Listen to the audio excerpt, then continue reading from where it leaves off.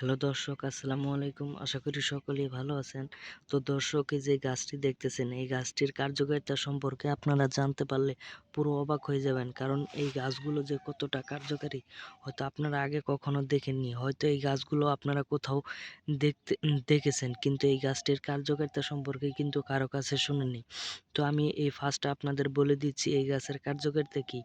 তো এই গাছের কার্যকারিতা আপনারা নিজেরাই খেলেই বুঝতে পারবেন। এই গাছটি আপনাদের নানা ধরনের রোগের কাজ করে থাকে।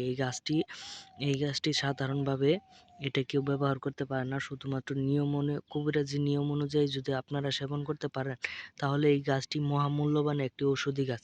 তো আপনাদের কখনো ওষুধ কিনে খেতে হবে না। শুধুমাত্র এই গাছটি আপনাদের সেবন করলেই আপনারা কিন্তু এই গাছের কার্যকারিতা পেয়ে যাবেন।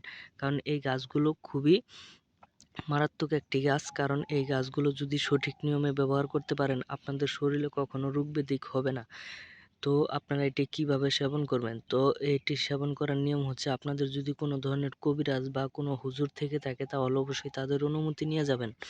আর যদি না থাকে, অবশ্যই আমাদের ভিডিওটিতে একটি লাইক করে আমাদের কমেন্ট বক্সে আমাদের অনুমতি নিয়ে এই গাছটি তুলবেন। শনিবার এবং মঙ্গলবারে তোলার সময় পূর্ব দিকে মুখ হয়ে নিঃশ্বাস বন্ধ করে একটানে এই গাছটি তুলবেন।